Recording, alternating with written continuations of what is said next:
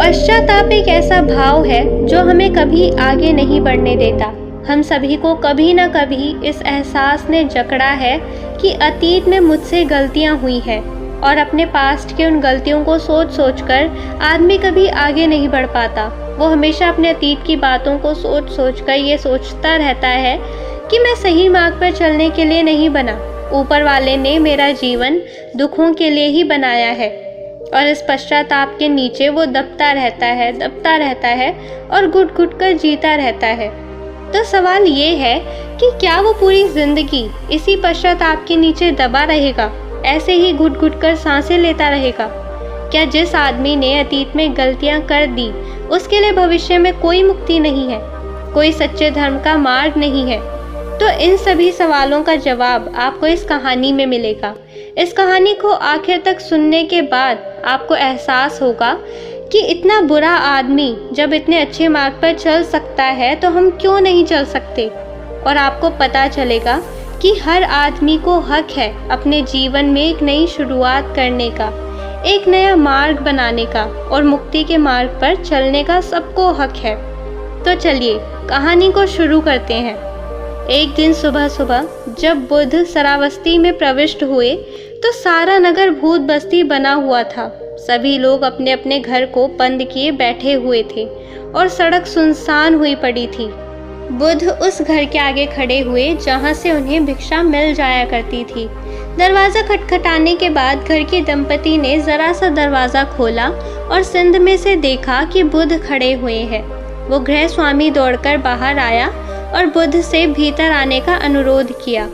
बुध के घर में घुसते ही गृह स्वामी ने दरवाजे पर साकल चढ़ा दी और बुध से बैठ जाने और भीतर ही बैठकर भोजन करने का आग्रह किया। उसने कहा कि मान्यवर, आज बाहर जाना बहुत ही खतरनाक है। इस इलाके में हत्यारा अंगुलीमाल देखा गया है। कहते हैं कि इसने दूसरे इलाकों में बहुत से लोगों की हत्या कर दी है। जब भी वो किसी की हत्या करता है तो उसकी एक उंगली काटकर अपने गले की माला में डाल लेता है। लोगों का कहना है कि यदि उसने गले की माला में 100 उंगलियां कर ली तो उसकी मायावी शक्ति बहुत ज़्यादा बढ़ जाएगी। आश्चर्य की बात यह है कि वो जिस आदमी की हत्या करता है उसकी कोई भी चीज़ चुराता नहीं है। राजा प्रसन्नजीत ने उसे पकड़ने के लिए सैनिकों और पुलिस की कई टुकड़ियां तैनात कर रखी हैं। बुध ने पूछा, एक आदमी को पकड़ने के लिए इतने सैनिकों की नियुक्त करने की क्या आवश्यकता थी? वो आदमी कहता है कि आदरणीय गौतम, अंगुलीमाल बहुत ही खतरनाक हत्यारा है। उसमें युद्ध करने का अद्भुत कौशल है। एक बार 40 लोगों ने उसे सड़क पर घेर लिया था। उसने अधिकांश लोगों को मार डाला था और शेष लोग जान बचाकर भाग खड़े हुए थे। अंगुलीमाल जंगली वन में रहता है और कोई भी उधर से गुजरने की हिम्मत नहीं करता। कुछ दिन पहले 20 सैनिक उसे पकड़ने के लिए उसी जंगल में घुसे थे, किंतु उनमें से 2 ही बचकर लौट सके। अब वो इस नगर में देखा गया है। अंततः कोई ना तो बाहर निकलता है और ना ही दुकान या काम पर जाने की हिम्मत करता है। अंगुलीमाल के विषय में जानकारी देने के लिए धन्यवाद करते हुए बुध उठ खड़े हुए और चलने के लिए विदा मांगी। गृह स्वामी ने गिड़गिड़ाकर प्रार्थना की कि बुध भीतर ही रहिए, किंतु बुध नहीं माने। उन्होंने कहा कि मैं अपने प्रति लोगों का विश्वास तभी बनाए रख सकूंगा जब सामान्य रूप से भिक्षापन करना जारी रख सकूं। इसके बाद बुध धीरे धीरे सचेत अवस्था में मार्ग पर पद बढ़ा रहे थे। तभी उन्होंने दूर से भागकर आते किसी आदमी के पैरों की आवाज़ सुनाई दी। वो समझ गए कि वो अंगुलीमाल ही है। उनके मन के अंदर जो भी घटित हो रहा था उसके प्रति पूर्ण सजग बुध धीरे धीरे आगे बढ़ते चले गए। तभी अंगुलीमाल तेजी से चिल्लाया, ओ भिक्षु, रुक जा। लेकिन बुध फिर भी आगे बढ़ते रहे। उनकी पद छाप से वो समझ गए कि अंगुलीमाल भागने की बजाय तेज कदमों से चलने लगा है और वो उनसे अधिक दूर नहीं है। यद्यपि बुध 56 वर्ष के हो गए थे, किंतु उनकी दृष्टि और सुनने की शक्ति पहले की अपेक्षा ज़्यादा प्रखर हो गई थी। उनके हाथ में भिक्षा पात्र के अतिरिक्त कुछ भी नहीं था। वो ये याद करके मुस्कुराने लगे कि युद्ध विद्या सीखते समय वो कितने तेज और फुर्तीले थे। कोई दूसरा आदमी उन पर आघात नहीं कर सकता था। बुद्ध समझ चुके थे कि अंगुलीमाल एकदम पास आ गया है और उसके हाथ में तलवार है, लेकिन फिर भी बुद्ध सहजता पूर्वक चलते रहे। तेज चलकर अंगुलीमाल बुद्ध के समीप आ गया और बोला, ए भिक्षु, मैंने तुम्हें रुकने के लिए कहा था, रुके क्यों नहीं? बुद्ध ने चलते चलते ही कहा, अंगुलीमाल, मैं तो बहुत समय पहले स्थिर हो चुका हूँ। अंगुलीमाल बुद्ध के इस असाधारण उत्तर से सकपका गया। उसने बुद्ध का मार्ग रोककर उन्हें आगे नहीं बढ़ने दिया। बुद्ध ने अंगुलीमाल की आंखों से आंखें मिलाई तो वो और भी ज्यादा सकपका गया। बुद्ध की आंखों में बहुत ज्यादा चमक थी। अंगुलीमाल का सामना अब तक ऐसे किसी आदमी से नहीं हुआ था जो इतना तेजस्वी और इतना सहज हो। हर कोई उससे डरकर भाग जाता था। इस भिक्षु को किसी प्रकार का कोई डर नहीं हो रहा था। बुद्ध उसकी ओर ऐसे देख रहे थे मानो वो कोई मित्र या भाई हो। बुद्ध ने उसका नाम लिया था, जिसका अर्थ है वो जानता है कि अंगुलीमाल कौन है। उसने सोचा कि निश्चय ही यह आदमी मेरी खूंखार प्रवृत्ति का ज्ञान रखता है। एक हत्यारे को सामने देखकर ये इतना शांत और सहज कैसे हो सकता है? अंगुलीमाल बुद्ध की कृपालु और सदाचारपूर्ण दृष्टि को अधिक सहन नहीं कर सका तो बोला, भिक्षु, तुमने कहा था तुम तो बहुत समय पहले स्थिर हो चुके हो, किंतु तुम तो अब भी चल रहे हो। तुमने कहा था कि मैं ही नहीं रुका हूँ, इससे तुम्हारा क्या अर्थ है? बुद्ध ने उत्तर दिया, अंगुलीमाल, मैंने दूसरों को कष्ट पहुँचाने वाले कर्म करना बहुत पहले बंद कर दिए हैं। मैंने मनुष्य की ही नहीं, प्राणी मात्र की रक्षा करना सीख लिया है। अंगुलीमाल, सभी प्राणी जीवित रहना चाहते हैं, सभी को मृत्यु का डर लगता है। हमें करुणापूर्ण हृदय और प्राणी मात्र की रक्षा करने की भावना जगानी चाहिए। अंगुलीमाल ने कहा, मानव के साथ प्रेम नहीं करता, तब मैं उन लोगों से प्रेम क्यों करूं? मनुष्य निर्दयी और धोखेबाज होते हैं। मैं तब तक चैन से नहीं बैठूंगा जब तक सबको मार ना दूं। बुद्ध ने सहजता से कहा, अंगुलीमाल, तुमको लोगों के हाथों बहुत कष्ट उठाने पड़े हैं। कभी कभी तो मानव बहुत क्रूर हो जाता है। ये क्रूरता अज्ञान, घृणा और द्वेष के कारण होते हैं, किंतु लोग समझदार और करुणा से भी पूर्ण होते हैं। तुम कभी किसी भिक्षु से मिले हो? भिक्षुओं ने अन्य सभी प्राणियों की रक्षा करने की प्रतिज्ञा ली होती है। उन्होंने इच्छाओं, घृणा और अज्ञान पर विजय प्राप्त करने का वचन लिया होता है। भिक्षु का ही नहीं, अन्य लोगों का जीवन भी समझदारी और प्रेमपूर्ण हो सकता है।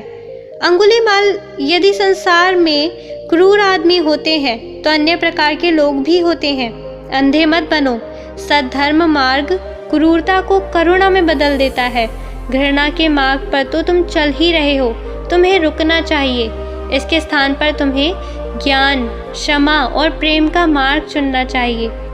इन बातों ने अंगुलीमाल के हृदय में कुछ पैदा किया, लेकिन इतने सालों से जो वो जीवन जी रहा था वो उस पर फिर से हावी हो गया।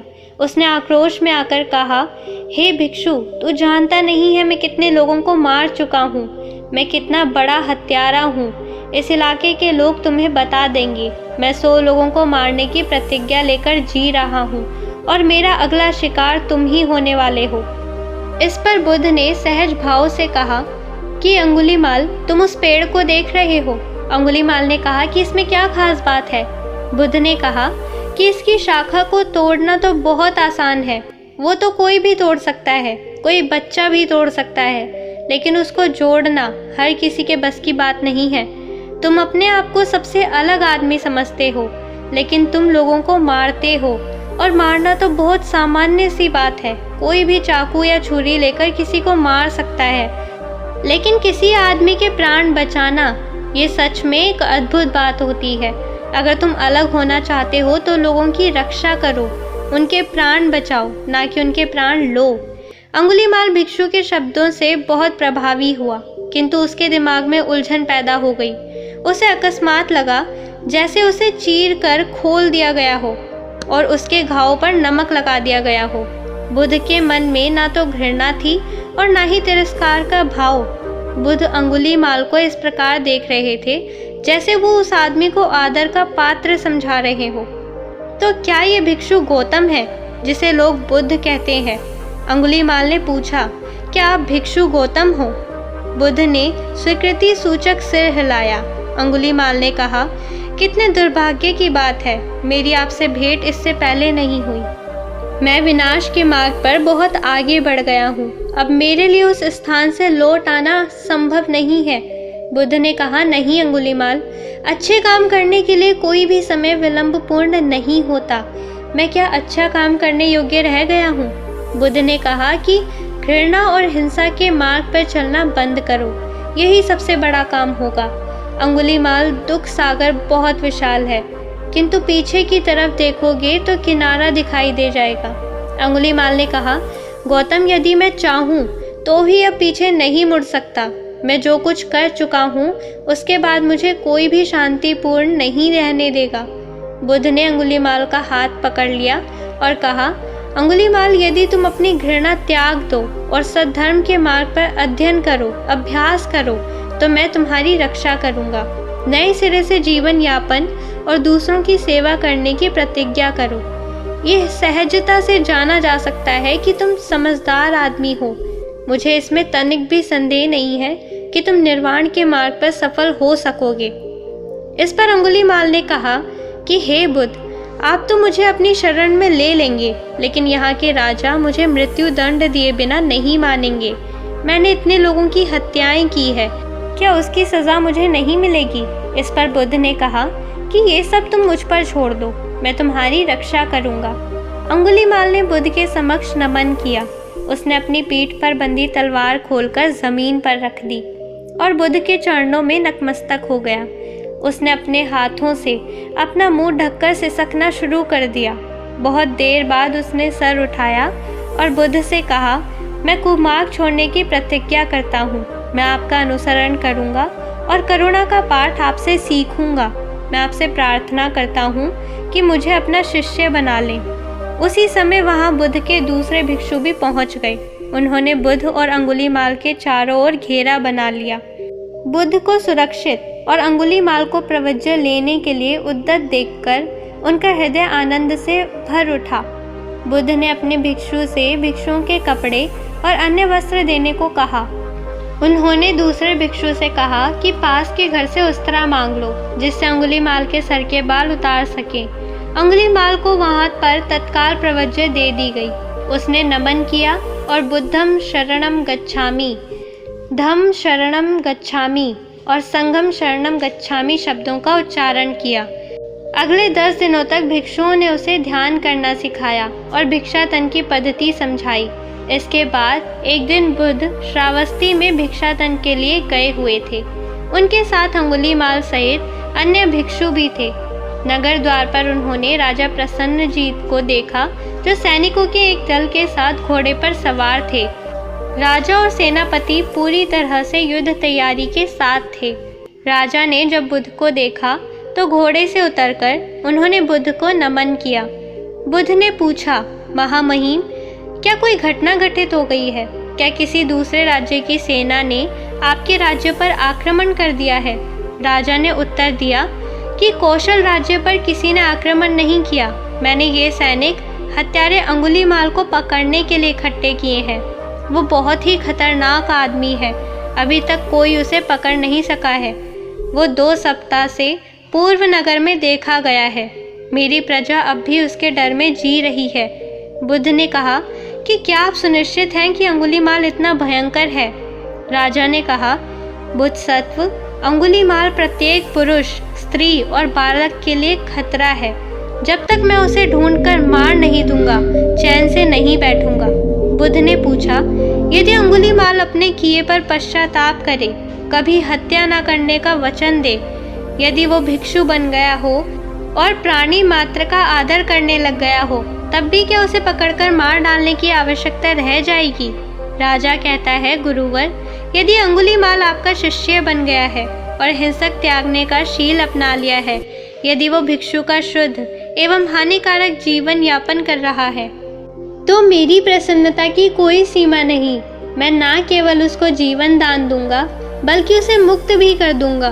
मैं उसे कपड़े, भोजन और औषधियाँ प्रदान करूंगा। किंतु मैं नहीं समझता कि ऐसा हो सकेगा। बुद्ध ने अंगुलीमाल, जिसका नाम अब अहिंसक हो गया था, उसकी ओर संकेत किया। वो उनके पीछे ही खड़ा हुआ था। और कहा, ये भिक्षु कोई और नहीं अंगुलीमाल ही है। इसने भिक्षु के शिलों का अनुसरण करने की प्रतिज्ञा कर ली है। पिछले 2 सप्ताहों में ये एकदम दूसरा ही प्राणी बन गया है। राजा प्रसन्नजीत ने जब पाया कि वो भयानक हत्यारे के इतने समीप खड़े हैं तो वो आश्चर्यचकित हो गए। बुद्ध ने कहा, अब इससे भयभीत होने की कोई आवश्यकता नहीं, अब हम इसे अहिंसक कहते हैं। राजा ने बड़ी देर तक अंगुलीमाल को कठोर दृष्टि से देखा, फिर उसको नमन किया और पूछा, आदरणीय भिक्षु, आपका किस परिवार में जन्म हुआ था? आपके पिता का नाम क्या था? महामहिम, मेरे पिता का नाम गर्ग और मेरी माता का नाम मंतनी था। भिक्षु, गर्ग मंतनी पुत्र, कृपया मुझे कपड़े, भोजन और औषधियाँ प्रदान करने की अनुमति दीजिए। अहिंसक ने उत्तर दिया, महामहिम, मेरे पास 3 कपड़े हैं। मैं प्रतिदिन भिक्षुतन करके भोजन प्राप्त करता हूँ और अभी मुझे किसी प्रकार की औषधि की आवश्यकता नहीं है। आपने मुझे ये सब देने का प्रस्ताव रखा, इसके लिए आपका हार्दिक धन्यवाद। राजा ने नए भिक्षु को पुनः नमन किया। उसके बाद बुद्ध को संबोधित करके बोला, बुद्ध सत्व, आपकी तेजस्विता वास्तव में अद्भुत है। आपने उन स्थितियों में शांति और सद्भाव स्थापित किया है जो कोई दूसरा नहीं कर पाएगा। जिसे दूसरे लोग शक्ति और हिंसा के द्वार पर काबू नहीं कर पाए, उसे आपने अपनी महान कृपा से संभव बना दिया। कृपया मेरी हार्दिक कृतज्ञता स्वीकार करें। राजा ने सेनापतियों से कहा कि वो सेना को विसर्जित कर दे और सभी लोग अपने दैनिक कार्यों में लग जाएं। इसके बाद राजा स्वयं भी लौट गए। दोस्तों, एक मानव हत्या से बढ़कर कोई भी बुरा काम नहीं होता। मानव हत्या हमारे कानून में, हमारे संविधान में सबसे ऊंचा बुरा कर्म माना जाता है। उसके लिए सबसे कठोर दंड निर्धारित किए गए हैं। जब अंगुलीमाल जैसा इतना खतरनाक हत्यारा अपने उस कर्म को छोड़कर अपने उस मार्ग से परे हटकर सद्भाव के मार्ग पर चल सकता है, सत्य के मार्ग पर चल सकता है, मुक्ति के मार्ग पर चल सकता है और अपने आप को बिल्कुल विपरीत में बदल सकता है, तो हमने तो ना किसी की हत्या की है और ना ही किसी के साथ कोई बुरा काम किया है। तो हम छोटी छोटी गलतियों को लेकर, छोटी छोटी अपने अतीत की बीती हुई छोटी छोटी गलतियाँ जो अब कोई मायने नहीं रखती, उन गलतियों के पश्चाताप में डूबकर अपना भविष्य, अपने आगे का मार्ग खराब कर देते हैं। इसके विपरीत ये होना चाहिए कि हमें अपने आगे का मार्ग सुनिश्चित करना चाहिए और हमें ये सुनिश्चित करना चाहिए कि हमारा आगे का मार्ग एकदम सद्भाव, स्पष्ट, करुणा और मुक्ति की तरफ बढ़े। तो दोस्तों, कैसी लगी आपको ये कहानी? कमेंट सेक्शन में ज़रूर बताएं और अच्छी लगी तो चैनल को सब्सक्राइब करना ना भूलें। तो चलिए मिलते हैं एक और नई स्टोरी के साथ। तब तक के लिए आप अपना ख्याल रखें।